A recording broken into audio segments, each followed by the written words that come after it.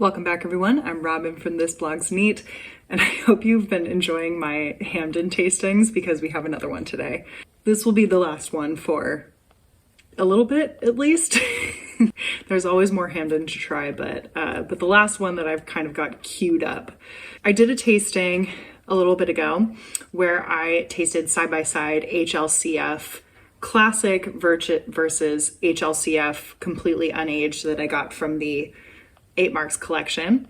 And I'm gonna do the same, but now for LROK.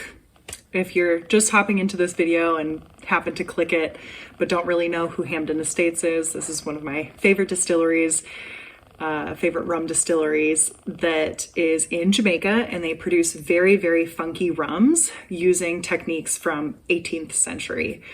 And they haven't changed their ways since the 18th century. And I've done a number of videos about Hampden. So I've got a link in the description below. I've got multiple links in the description below if you want to learn more about Hampden and see more of the rums that they make. But they make a variety of different marks. And today what we're gonna try is one of their marks that's like kind of on the lower end of the funkiness spectrum. This is LROK, which stands for Light Rum Owen Kelly. Now, similarly to HLCF, which I tasted last time, aka Rum Fire, this is made using low quantities of cane juice, vinegar, dunder, and muck in the fermentation. Now, are those quantities low, exactly the same low that goes into what makes HLCF? Maybe. But another difference is the actual duration of the fermentation. HLCF is allowed to ferment for 7 days, whereas LROK is allowed to ferment for 5 days, so slightly shorter fermentation time. 3 of those days is said to be alcoholic fermentation, whereas the other 2 is their dead wash. And this is where you have a lot of the esterification taking place. To learn more about dunder, muck, esterification, click these videos. I've got tons of videos, links in the description below. Yeah. If you want to go down some rabbit holes, I've got some content for you. But what I'm going to taste today is one of the limited releases that Hampden put out relatively recently within the last few years.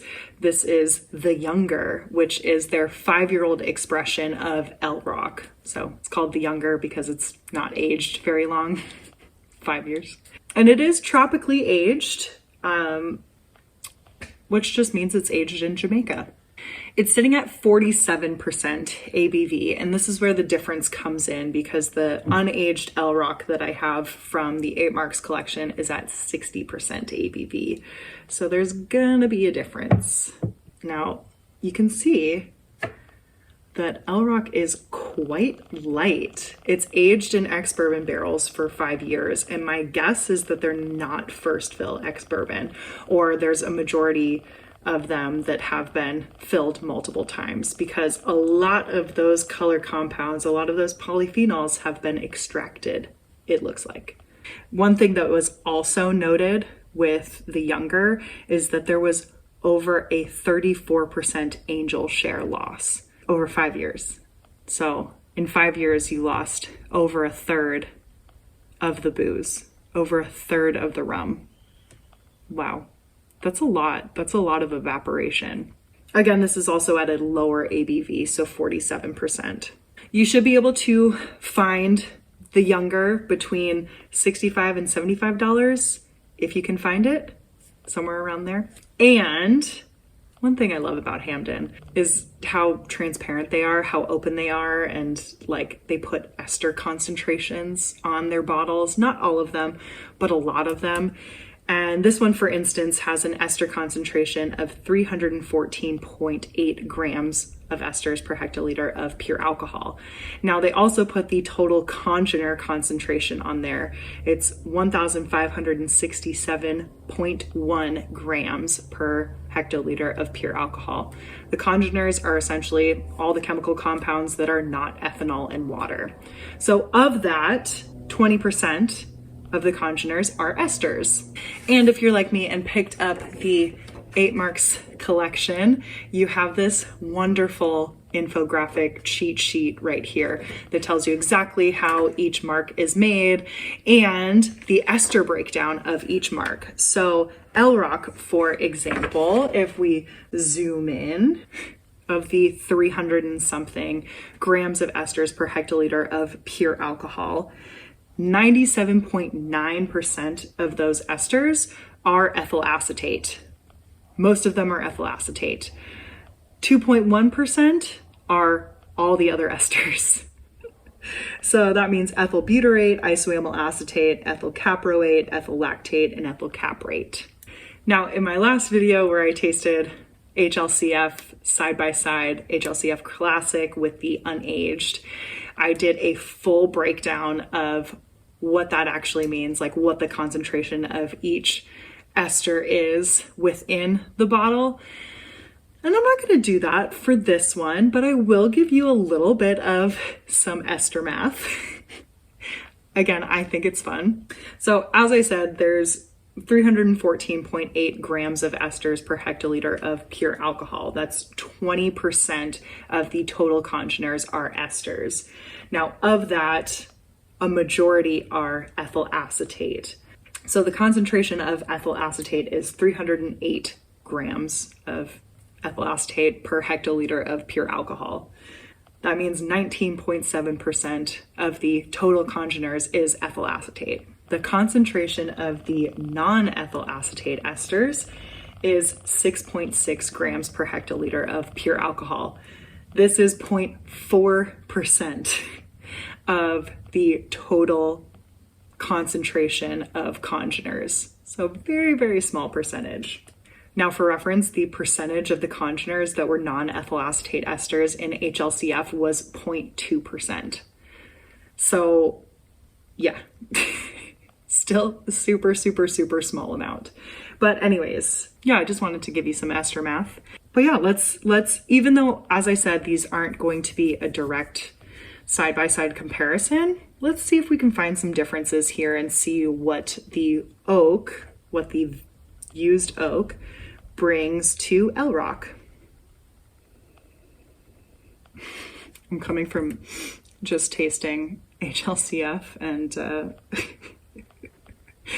this smells super, super light right now.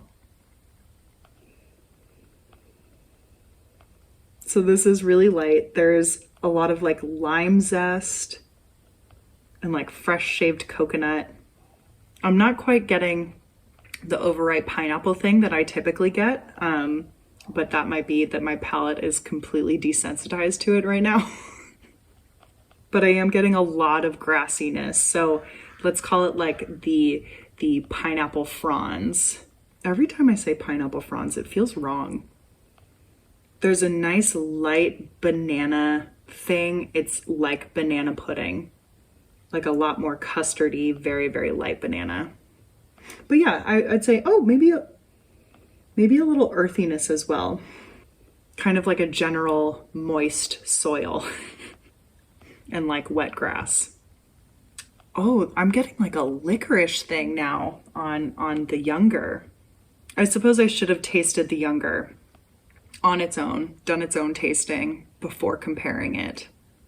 I should have done that. Too late now. This is actually weirdly like the nose is more similar. Like these noses are more similar than the HLCF noses. So almost like there's a little less transformation from white spirit to aged spirit with LROK. But I am getting less heat, which this is at 47%, so I should be getting less heat on the nose than something at 60%. And some nice, like, gentle spices. I think that lime zest has now turned to lemon. There's a subtle creamsicle thing and a slight toasted, a slight just like general toasted note. I'm trying to figure out what's been toasted. Is it toasted nuts? Is it some toasted oak? It's not necessarily some toasted bread, but just like a general kind of like everything's been toasted a little bit. Maybe like marshmallows. Yeah, marshmallows that have been like just licked with flames. Light toasting. This is a really nice, delicate, sweet nose. Vanilla, but like vanilla ice cream. Some golden raisins. Like Sprite.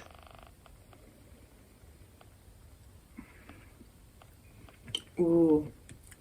Oh my goodness. This is really, really good. I shouldn't be surprised. I love Hampden, so. I'm not surprised. It's really, really good. There's honeydew melon right off the bat. A really, really sweet honeydew melon. And then let's take that like lemon curd creamsicle thing, dessert of some sort, and then put the marshmallows on top, but like the marshmallow, meringue. Yep, there it is, meringue. And then toast that really, really, really lightly. A little bit of like a dried grass thing towards the end. Oh, but that's really nice. There's definitely some spices, gentle cinnamon, barely any cinnamon, a lot more nutmeg. There's the pineapple. A little underripe pineapple, starting to ferment though. A nice light roasted coffee in the background. Wow. Hampden's good at funky, but Hampden's also good at light. Yeah. This is delicious. This is really, really great. Wow. Yeah, it kind of reminds me of the Great House 2023, like this nice, light, something that I just want to sit by the pool and enjoy, but not something super tropical. This is really nice, very light. It's great. Great intro to funky rums, I'd say. All right, guys.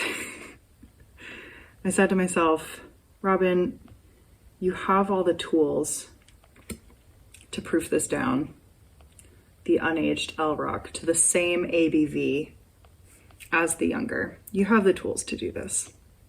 You might as well do it.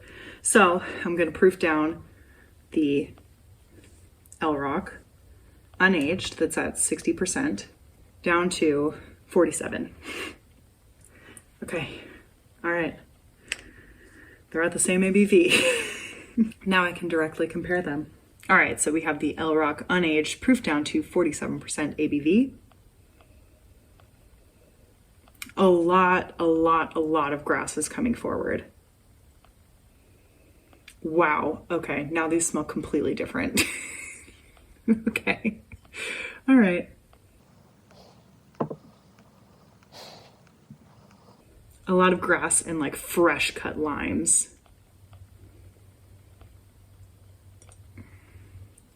So the younger gave me like the Sprite note on the nose. I'm getting that on the palate with the LROK proof down.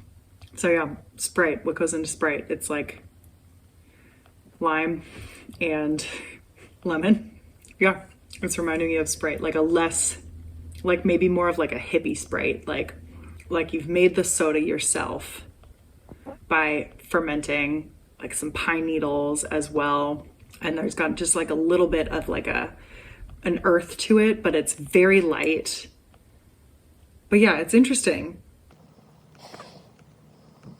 So now when I go back to the younger, it's just like so much butterscotch. We go from, okay, now Sprite nose. Almost like an olivey Sprite nose to butterscotch, creamsicle, toasted marshmallow. So different. This is a fun side-by-side tasting. I'm glad I actually proofed it down because that was a much more enjoyable side-by-side tasting. So if you're able to pick up the younger for $65, $75, like, yeah, do it.